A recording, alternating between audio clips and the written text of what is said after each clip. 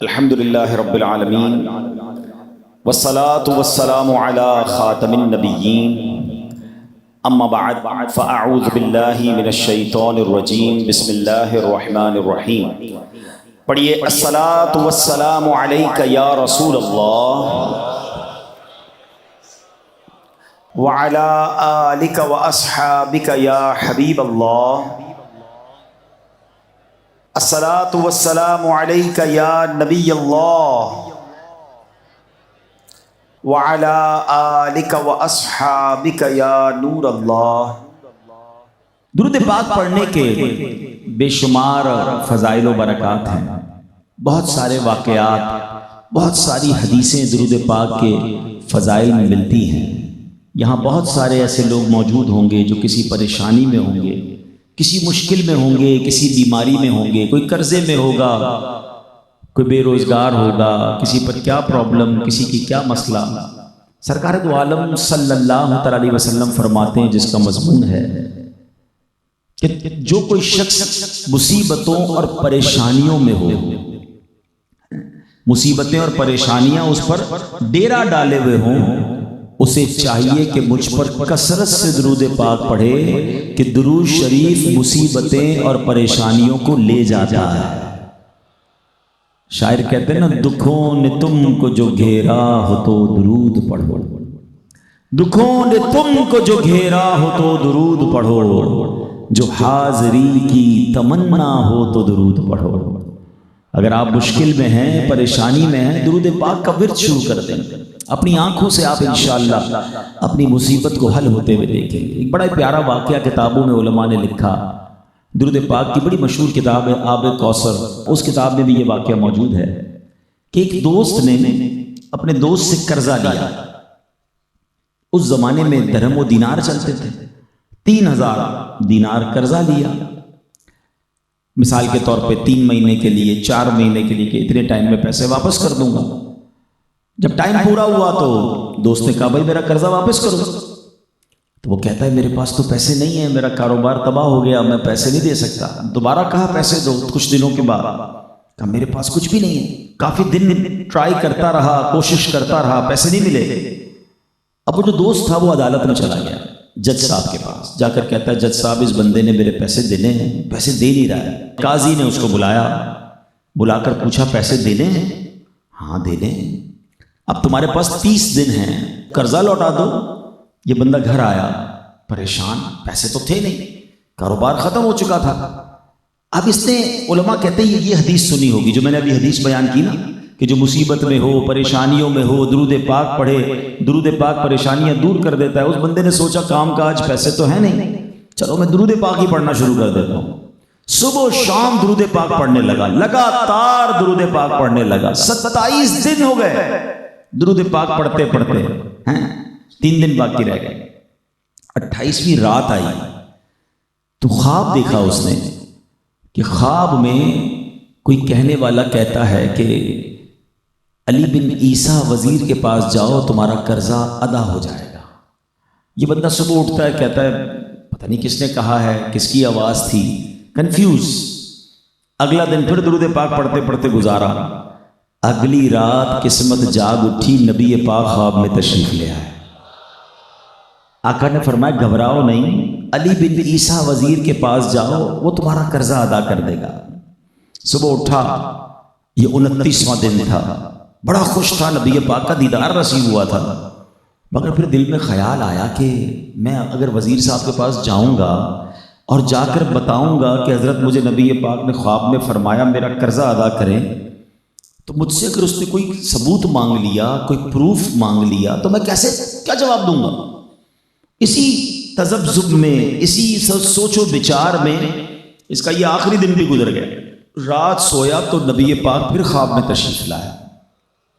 کہا علی بن عیسیٰ وزیر کے پاس جاؤ، تمہارا قرض ادا کر دے گا. کہا حضور میں جاتا تو صحیح، لیکن اگر وہ مجھ سے کوئی ثبوت مانگ لے، کوئی پروف مانگے کہ بھئی میں کیسے مانوں تمہیں نبی پاک نے بھیجا ہے. تو پیارے آقا علیہ السلام نے فرمایا اس وزیر صاحب کو جا کر کہنا آپ روزانہ فجر کی نماز کے بعد 5000 بار درود پاک پڑھتے ہیں، اور جب تک درود پورے نہیں ہوتے نا، آپ کسی سے بات بھی نہیں کرتے ہیں۔ اب جب یہ صبح اٹھا تو بہت زیادہ خوش تھا کہ اب تو نبی پاک نے ثبوت بھی دے دیا، مگر یہ آخری دن تھا، عدالت میں بھی اسی دن جانا تھا۔ صبح صبح پہنچ گیا وزیر صاحب کے پاس، اور وزیر صاحب اپنے ساتھیوں کے ساتھ بیزی تھے، کہ مجھے آپ سے بات کرنی ہے۔ کہ بتائیے کیا بات کرنی؟ کہ ایک خاص پیغام دینا ہے۔ کہ کس کا پیغام دینا ہے؟ کہ میں نبی پاک علیہ الصلوۃ والسلام کا پیغام لے کر آیا ہوں۔ اچھا کیا پیغام ہے؟ پیغام یہ ہے کہ میرے آقا نے فرمایا میں 3000 دینار کا مقروض ہوں، میرا یہ قرضہ آپ ادا کر دیں۔ میرے نبی پاک نے فرمایا میرا قرضہ ادا کر دیں گے۔ کہا ٹھیک ہے پیارے آقا کا حکم سر آنکھوں پر، لیکن میں یہ کیسے مان لوں کہ آپ کو نبی پاک نے بھیجا ہے؟ کوئی ثبوت ہے، کوئی گواہی ہے؟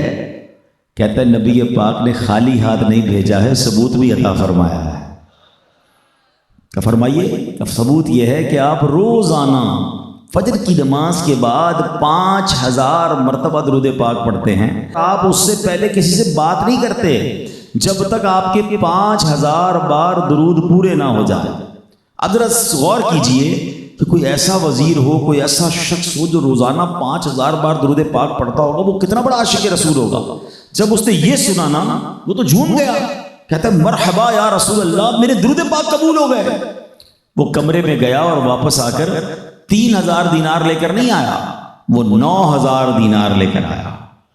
کہتا ہے پہلے 3000 دینار تو جو میرے آقا نے حکم فرمایا لبیک یا رسول اللہ، یہ پہلے تو 3000 دینار یہ لیجئے۔ پھر کہتا ہے 3000 دینار مزید لیجئے، اتنی پیاری خوشخبری لے کر میرے گھر آئے، نبی پاک کا پیغام لے کر میرے گھر آئے، یہ اس خوشخبری کے لیے آپ کو تحفہ ہے، اور مزید 3000 دینار لیجئے اور اپنا کچھ کام کاج شروع کیجئے، بچوں کے لیے کوئی کام شروع کیجئے، اور میرے لائق کبھی بھی کوئی کام ہو تو میں حاضر ہوں۔ اب کبھی بھی زندگی میں کوئی کام پڑ جائے میرے پاس آنا۔ اب یہ دیوانہ خوش باش عدالت پہنچ گیا، اور جج صاحب کے پاس جا کر اس نے 3000 دینار دے دی۔ جج صاحب یہ لیجئے میرے پیسے۔ جج صاحب نے کہا پہلے یہ تو بتاؤ پیسے آئے کہاں سے؟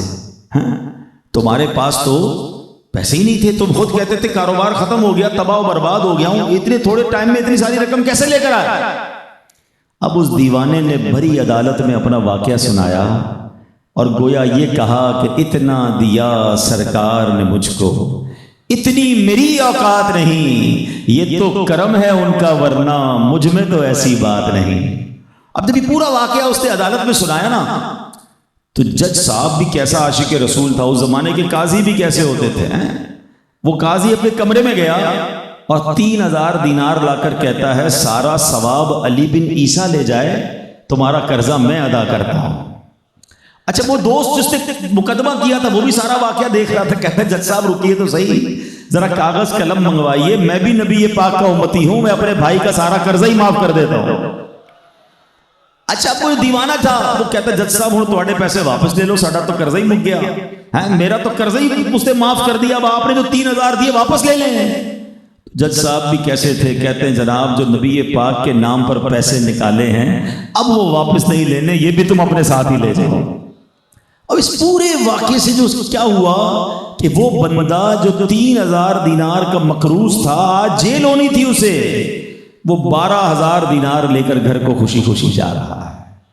تو یہ ہے درود پاک۔ پہلے تو یقین ہونا چاہیے، ٹھیک ہے، اور پھر ہم نے دیکھا ہے بگڑے کام کیسے بنتے ہیں، مشکلیں کیسے آسان ہوتی ہیں، کیوں نہ آسان ہو۔ خود نبی پاک کی حدیث ہے نا کہ مشکلوں کو دور کرنے والا وظیفہ ہے، پریشانیوں کو دور کرنے والا وظیفہ ہے۔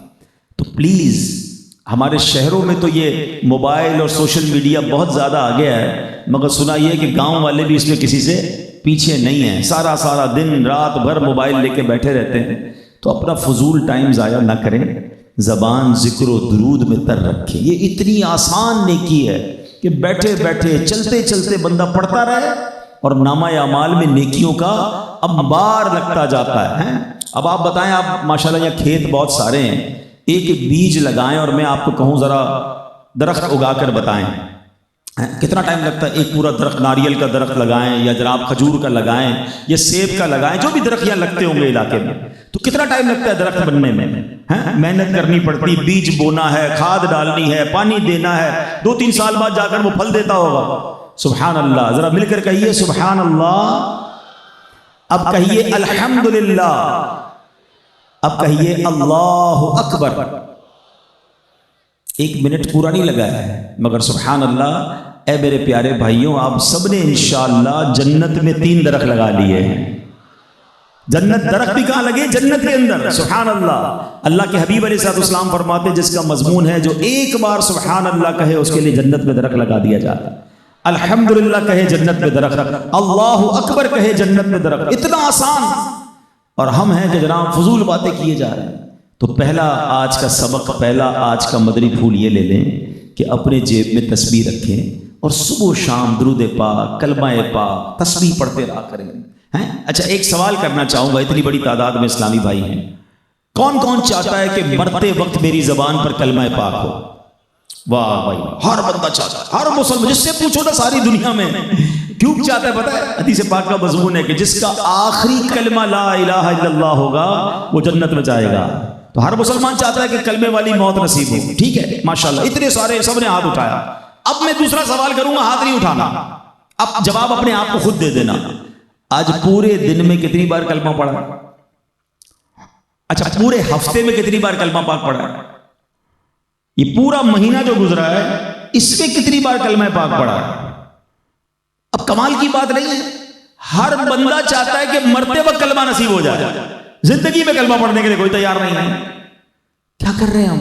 حالانکہ افضل الذکر کہا گیا. جتنے ذکر ہے نا، سب ذکر میں حدیث پاک میں سب سے افضل ذکر کہا گیا لا الہ الا اللہ، مگر نہیں پڑھتے. نیت کریں انشاءاللہ روزانہ کم از کم ایک تسبیح کلمہ پاک کی پڑھیں گے انشاءاللہ. ہاں، یہ جس دن آپ نے ذکر و درود کرنا شروع کر دیا نا، آپ محسوس کریں گے کہ آپ پر رحمتیں نازل ہو رہی ہیں، آپ کے کاندھوں کا بوجھ اترنے لگ جائے گا، آپ فریش فیل کریں گے، آپ کی فصلیں برکت والی ہو جائیں گی.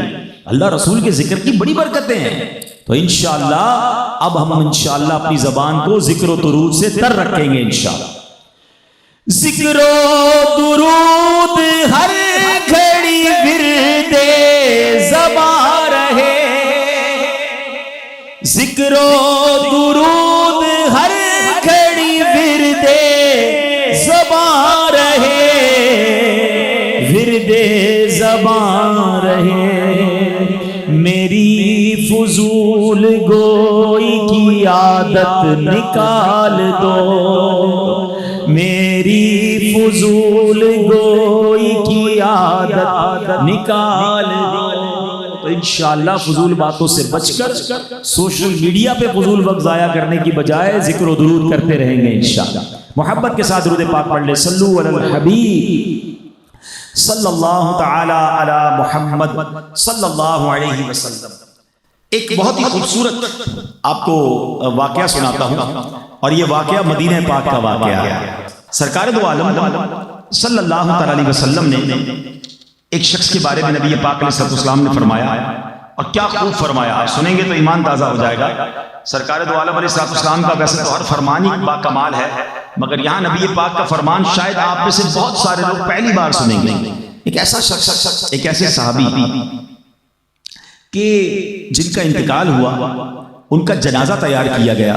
نبی پاک علیہ السلام نے ان کا جنازہ پڑھایا. اس صحابی کی قسمت دیکھیں.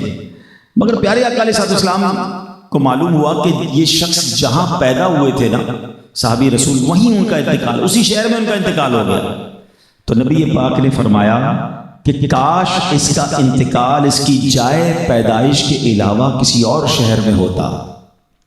ہے نا عجیب بات کہ جہاں یہ پیدا ہوا ہے اس کے علاوہ کسی اور شہر میں ہوتا.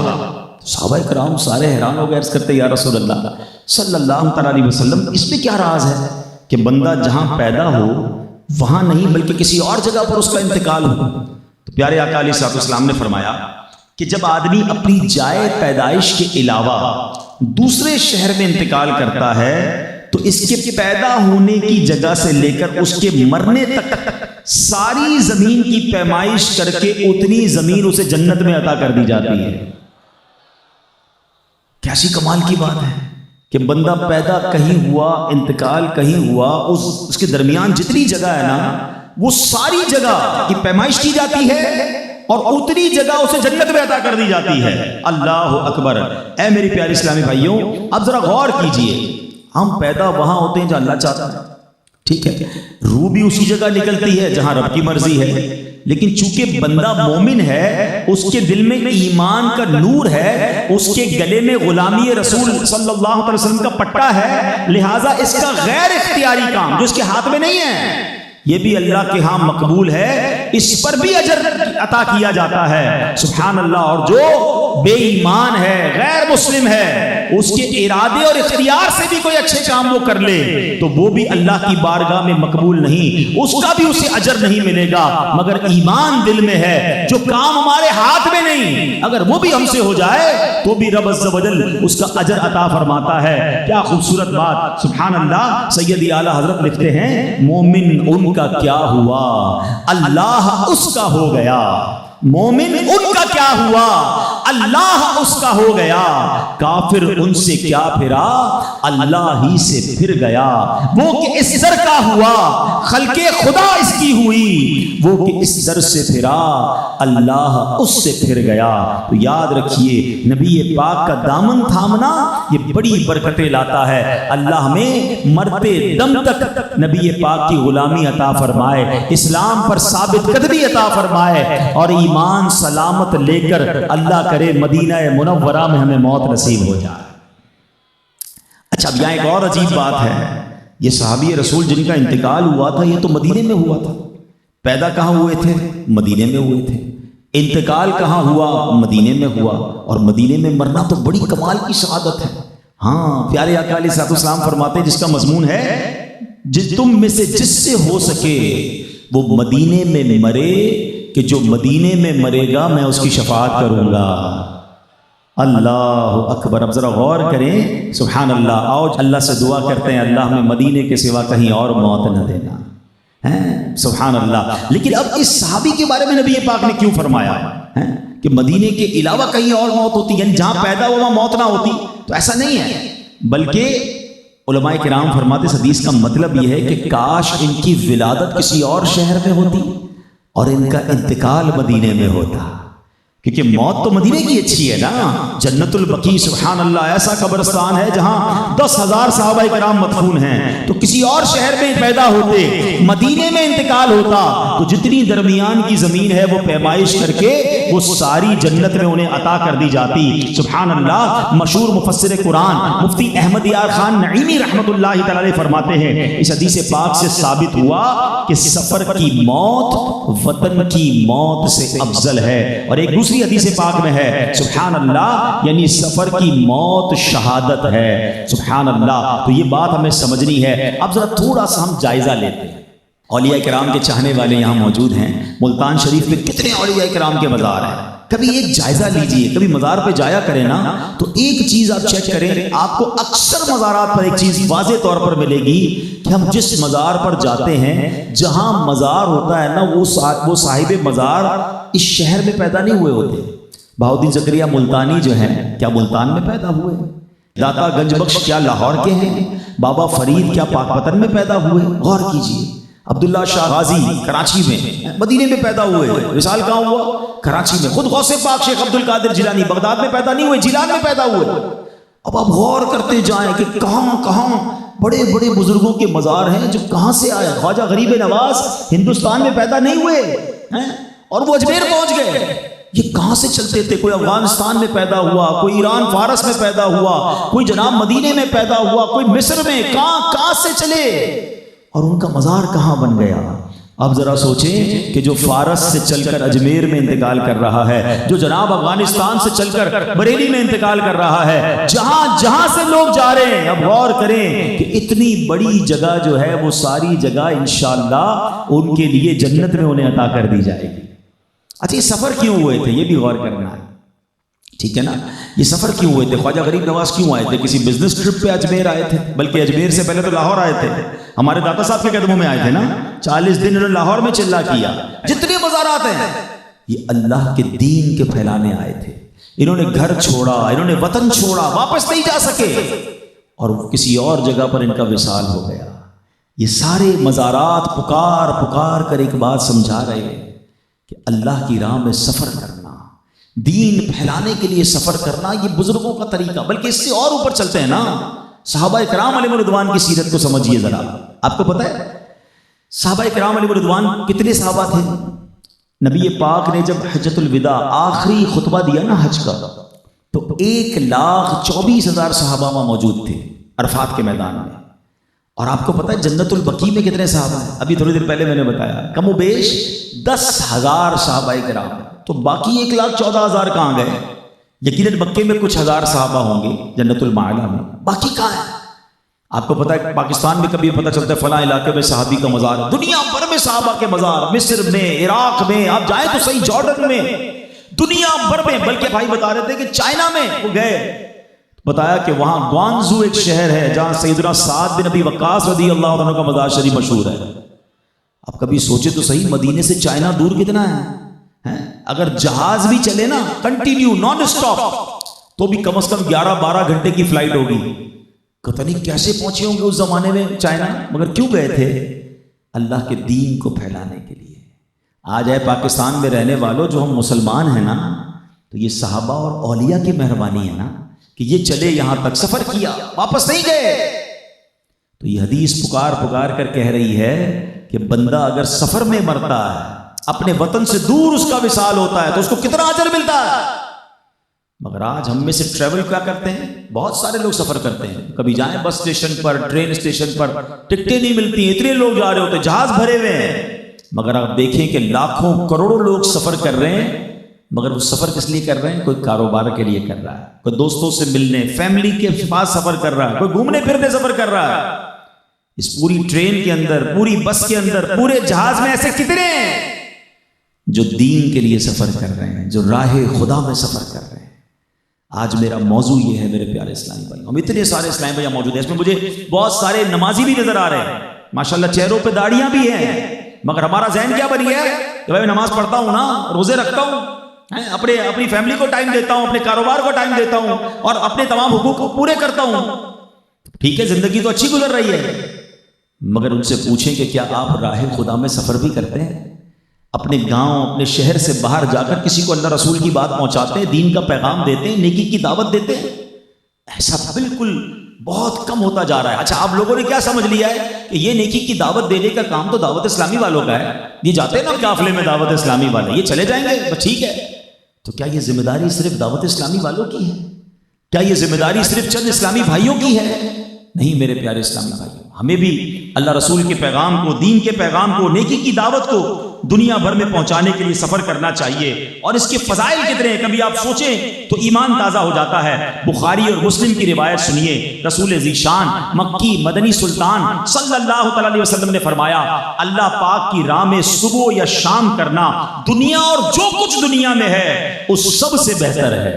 یعنی اس دنیا اور اس دنیا میں جو کچھ ہے، دنیا و ما فیہا، جو کچھ اس میں سب سے بہتر ہے. ایک اور حدیث پاک سنیے، حضرت ابو ہریرہ رضی اللہ عنہ حدیث کے راوی ہیں، ترمذی شریف کی حدیث ہے کہ نبی پاک علیہ الصلوۃ والسلام نے فرمایا، کسی بندے پر راہ خدا کا غبار اور دوزخ کا دھواں جمع نہیں ہو سکتا. یعنی جس کے اوپر راہ خدا کا غبار ہوگا نا، وہ پھر دوزخ میں نہیں جائے گا. مفتی احمد یار خان نعیمی فرماتے ہیں کہ راہ خدا کا غبار وہ ہے جو رب کی رضا کے لیے راستے پہ چلا جائے اور وہاں سے غبار بدن، کپڑوں یا پاؤں پر پڑ جائے. جب آپ سفر کرتے ہیں تو غبار پڑتا ہے نا، دھول مٹی اڑتی ہے، سبحان اللہ. اس کا مطلب یہ ہوا کہ جو اللہ کی راہ میں چلتے ہیں، اے قافلوں میں جانے والوں تمہیں مبارک ہو، اے اجتماع کے لیے آج آنے والوں، ہاں آج اس اجتماع کے لیے جو آپ نے سفر کیا ہے نا، ہم سب کے چپلوں پر، سب کے جوتوں پر غبار لگا ہوگا، کسی کے چہرے پر، کسی کی چادر پر غبار لگا ہوگا. جو اس اجتماع میں شرکت کرنے آئے ہیں، ہم یہاں کوئی اور کاروبار کرنے نہیں آئے، ہم دنیا کا کوئی مال جمع کرنے نہیں آئے، ہم اللہ کی رضا کے لیے آئے ہیں. سبحان اللہ، آپ کو مبارک ہو. کہ حدیث پاک کیا ہے، دوبارہ سن لو کہ اللہ کے نبی فرماتے، کسی بندے پر راہ خدا کا غبار اور دوزخ کا دھواں جمع نہیں ہوگا. ہم اللہ سے دعا کرتے ہیں، اللہ اس اجتماع کی برکت سے، یہاں آنے کی برکت سے ہم سب پر جہنم کو حرام فرما دے، جہنم سے ہمیں نجات عطا فرما دے. تو ایسی محفلوں میں، ایسے اجتماع میں اور ایسے سفر کرتے رہا کریں نا کہ جہاں ہمارے کبھی چہرے پر غبار راہ خدا کا پڑے. لوگ دھول مٹی میں صبح سے شام تک ہوتے ہیں، کیوں ہوتے ہیں؟ پیسے کمانے جا رہے ہیں، کاروبار کرنے جا رہے ہیں، دوستوں سے ملنے جا رہے ہیں، گھومنے پھرنے جا رہے ہیں. راہ خدا میں بھی تو سفر کرتے رہنا چاہیے، اور یہی صحابہ کا طریقہ ہے۔ نبی پاک علیہ الصلوۃ والسلام نے فرمایا مسافر اللہ پاک کے محبوب بندے ہیں۔ پوچھا گیا کون مسافر؟ فرمایا وہ جو اپنے دین کے لیے یہاں سے وہاں، وہاں سے یہاں سفر کرتے ہیں، روز قیامت انہیں حضرت عیسیٰ علیہ السلام کے پاس جمع کر دیا جائے گا۔ اے راہ خدا میں سفر کرنے والوں مبارک ہو، اے قافلوں میں سفر کرنے والوں مبارک ہو، اے دین کے لیے ملک ملک، گاؤں گاؤں، شہر شہر سفر کرنے والوں مبارک ہو۔ نبی پاک فرماتے قیامت کے دن حضرت عیسیٰ کا انہیں قرب ملے گا۔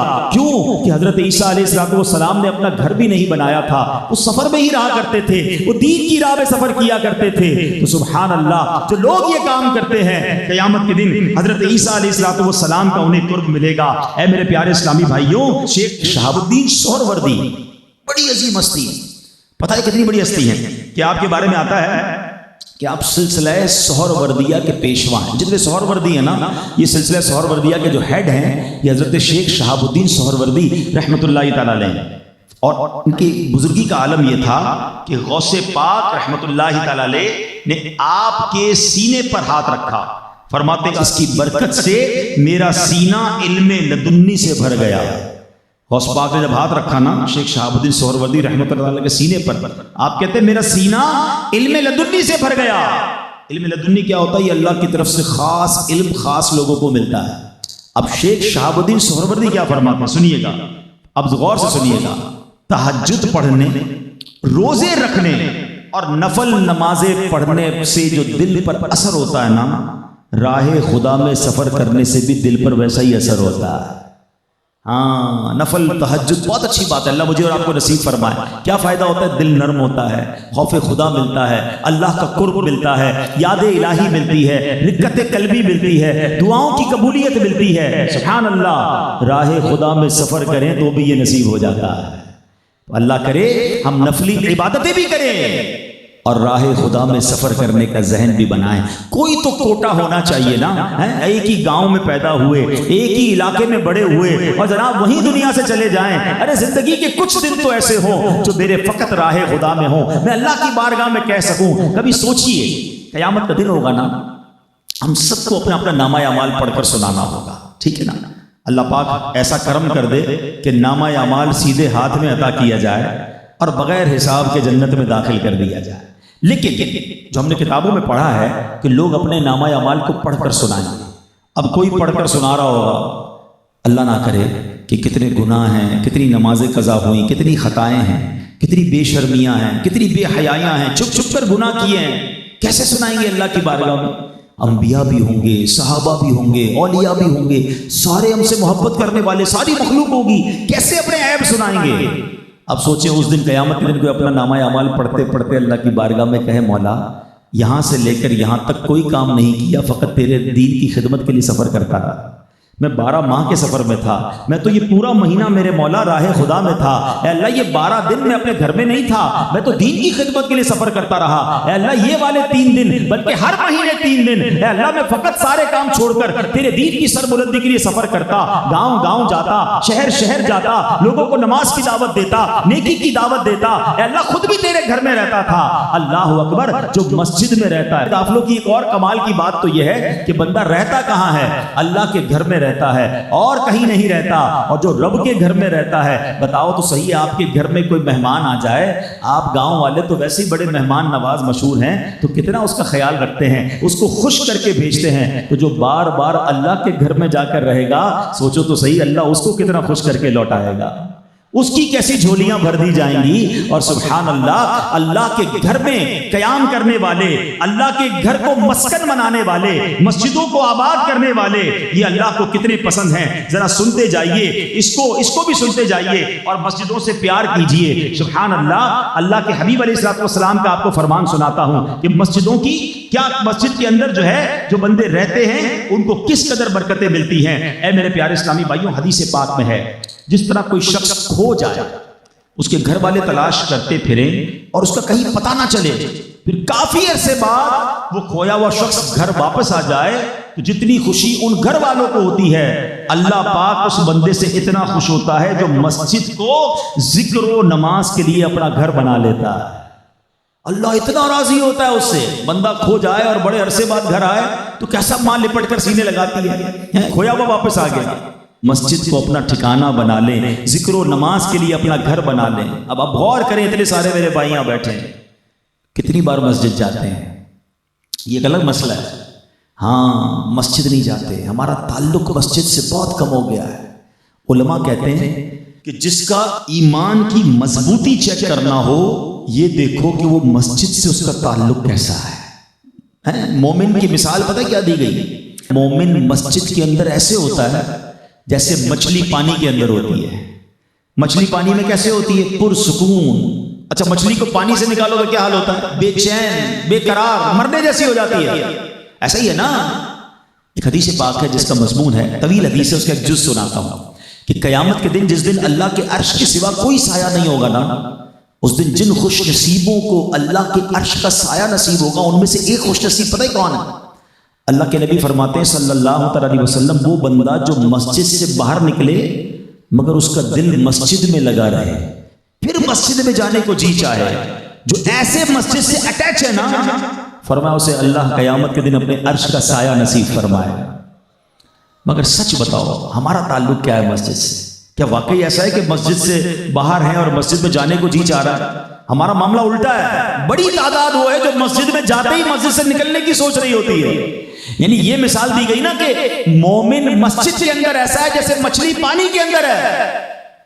مگر حال یہ ہے کہ آج ہم میں سے بڑی تعداد وہ ہے جو مسجد کے اندر ایسا ہے جیسے مچھلی پانی کے باہر ہے, بے قرار, بے چین, بار بار گھڑی دیکھ رہے ہوں گے, جلدی امام صاحب سلام پھیریں, جلدی دعا کریں. اچھا کبھی امام صاحب لمبی دعا کرتے تو لوگ کہتے ہیں حضرت آپ نے آج دعا لمبی کرا دی, 2 منٹ جماعت آپ نے لیٹ کھڑی کر دی.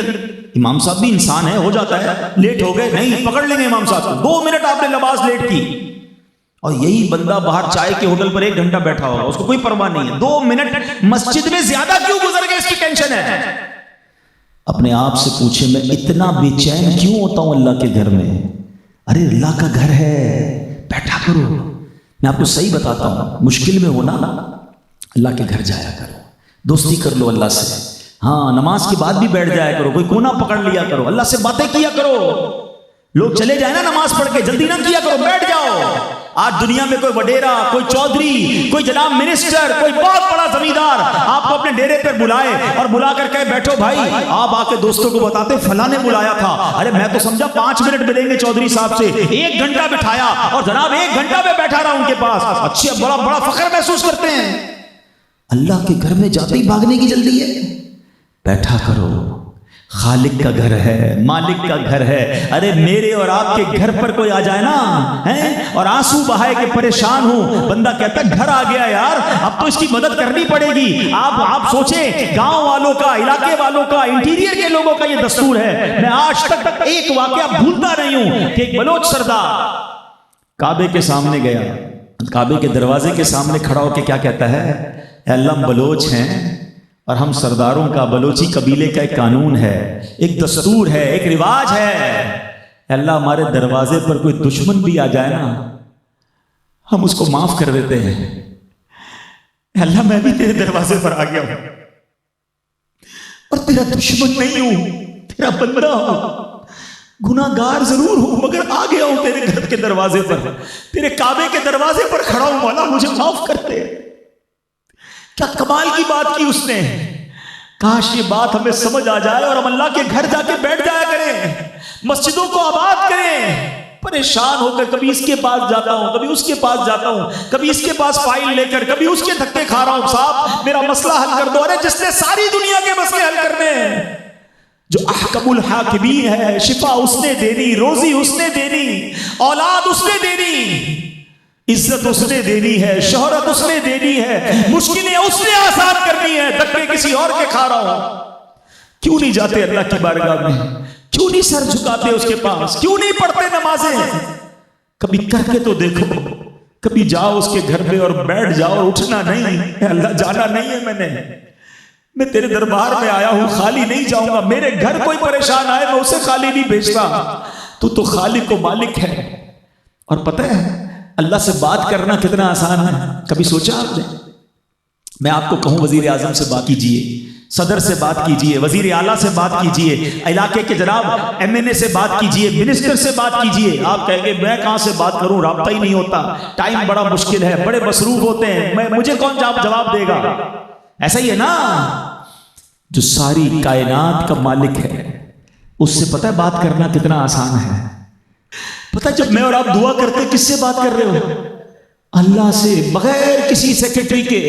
کوئی سیکرٹری نہیں ہے آپ کی اور اللہ کے بیچ میں، کوئی ترجمہ کرنے والا نہیں ہے. اچھا کوئی ٹائم لیمٹ بھی نہیں ہے کہ صاحب بہت بیزی ہے 5 منٹ ملیں گے ملاقات کے. نہیں، جتنی کرنی ہے کرو نا باتیں، اور جس زبان میں کرنی ہے کرو. ہاں اپنی مادری زبان میں اللہ سے باتیں کرو، بلکہ زبان سے نہ کرو وہ تو دل کی بھی سن رہا ہے. سر جھکاؤ تو صحیح نا، بیٹھو تو صحیح اس کی بارگاہ میں. ہمارا یہی پرابلم ہے، ہم سب کے پاس جاتے ہیں، ہم رب کے پاس نہیں جاتے ہیں. پریشان بھی ہیں مگر پھر بھی اللہ کی بارگاہ میں سر نہیں جھکاتے. کیا کرو گے اتنا دور رہ کر؟ آؤ میرے پیارے اسلامی بھائی، اللہ کی راہ میں سفر کیجیے. اور سبحان اللہ، یہ جو قافلے ہیں نا یہ بہت بڑی نعمت ہے. پتہ کیا ہوتا ہے اس سے؟ ہمارا اکثر وقت اللہ کے گھر میں گزرتا ہے، ہماری راتیں اللہ کے گھر میں گزرتی ہیں، تہجد ملتی ہے.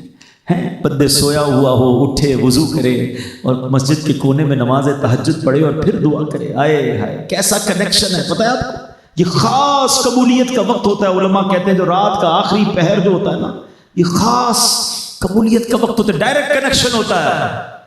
تو جائیں گے تو موقع ملے گا نا، مسجدوں میں بیٹھنے کا موقع ملے گا، اوابین پڑھنے کا. کتنوں کو تو اوابین کیا یہ نہیں پتا، مگر قافلوں میں آپ کو اوابین ملے گی، آپ کو تہجد ملے گی، آپ کو اشراق چاشت ملے گی، نیکی کی دعوت کا موقع ملے گا. پھر علم دین کتنا سیکھنے کو ملے گا. آئے ہائے علم دین سیکھنے کے جو فضائل، میں ہاتھ نہیں اٹھواؤں گا، میں یہاں پوچھوں بتاؤ آج کل کون سی فصل اگ رہی ہے، کون سی کھاد ڈالنی ہے، کون سا بیج ڈالنا ہے، پانی کب ڈالنا ہے، کون سی بیماری سے کیسے بچنا ہے، سب پتا ہوتا ہے.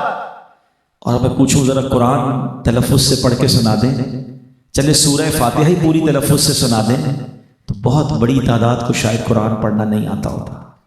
نماز کے فرائض کتنے ہیں، نماز کی شرائط کتنی ہیں، وضو کے فرائض کتنے ہیں.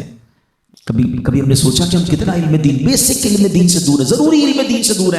ہم بالغ ہیں تو پاک ہونا ضروری ہے. ہم میں سے کتنوں کو پتا ہے کہ غسل کے کتنے فرائض ہیں، کپڑے ناپاک ہو جائے تو پاک کیسے کرنے ہیں. ہمارے گھر میں جنازہ ہو جائے ہم پریشان ہو جاتے ہیں کیونکہ گھر پہ کسی کو غسل دینے نہیں آتا، مولوی صاحب کو ڈھونڈو. ارے بھائی یہ تو بیسک چیز ہے، میت کو غسل دینا آنا چاہیے. پتہ ہے علماء نے بڑی پیاری بات لکھی، حق کیا ہے باپ کا؟ والد کا حق یہ ہے کہ جب اس کا انتقال ہو تو اس کا بیٹا اس کو غسل دے، اس کا بیٹا اس کا جنازہ پڑھائے. ماں کا انتقال ہو تو اس کی بیٹی اس کو غسل دے. مگر کیا ایسی اولاد تیار کی ہم نے کہ جو ہمارے مرنے کے بعد ہمیں غسل دے سکے، ہمارا جنازہ پڑھا سکے؟ الحمدللہ میں نے اپنی آنکھوں سے دیکھا ہے، اللہ نے دعوت اسلامی کو ایسا عروج دیا ہے کہ کئی ایسے اسلامی بھائی خوش نصیب کہ ان کا وصال ہوا تو ان کا بیٹا انہیں غسل دے رہا ہے، بیٹا ان کا جنازہ پڑھا رہا ہے، بیٹی غسل دے رہی ہے. سبحان اللہ. ماں کو یہ اولاد بنانی ہے نا، تو کیسے بنے گی؟ جب میں خود دین سے دور رہوں گا تو اولاد کو کون دین سکھائے گا؟ خدا را میرے پیارے اسلامی بھائی، یہ دعوت اسلامی بہت بڑی نعمت ہے. ہم زندگی کو کہیں ضائع نہ کر بیٹھے تھے.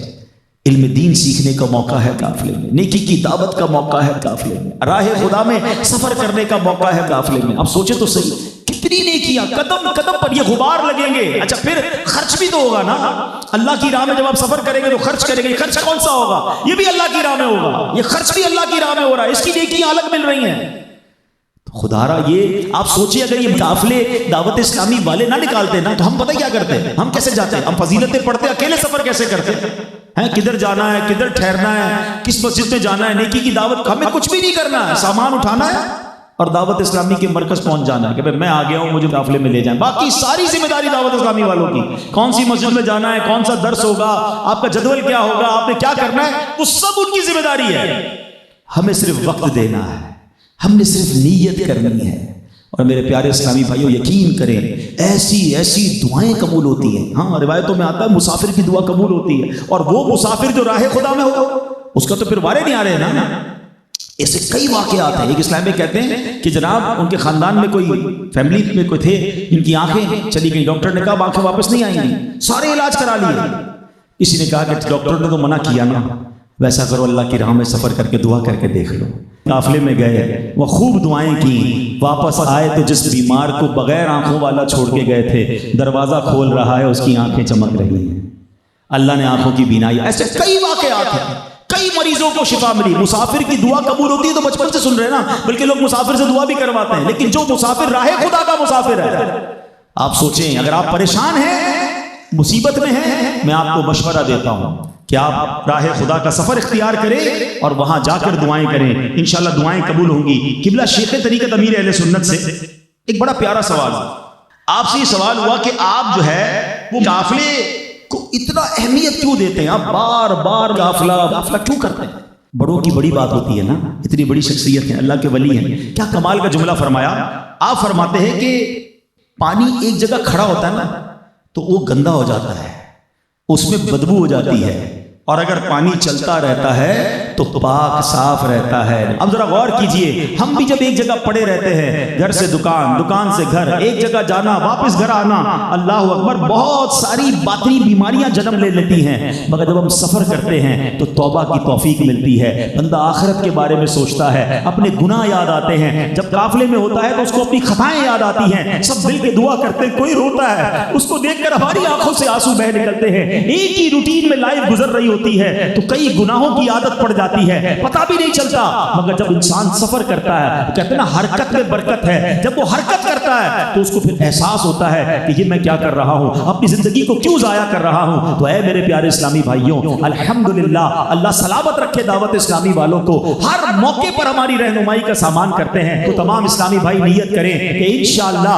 اپنی آخرت سنوارنے کے لیے، خدا کی قسم اگر دعوت اسلامی والے مدنی قافلے میں نہ لے جائیں تو ہمیں ہمارا ہی نقصان ہے نا، ہمیں تو سفر کرنا تھا، ہمیں یہ ساری فضیلتیں حاصل کرنی تھی، یہ تو انہوں نے ہمارے لیے آسانی کر دی کہ ہم ان کے ساتھ سفر کر کے یہ ساری نعمتیں، یہ ساری برکتیں لوٹ سکتے ہیں۔ اپنی آخرت میں کچھ ایسے ایام لکھوانے کے لیے، اپنے نامہ اعمال میں کچھ ایسے ایام لکھوانے کے لیے مدنی قافلے میں سفر کی نیت کیجئے۔ صلو علی الحبیب صلی اللہ تعالی علیہ وسلم۔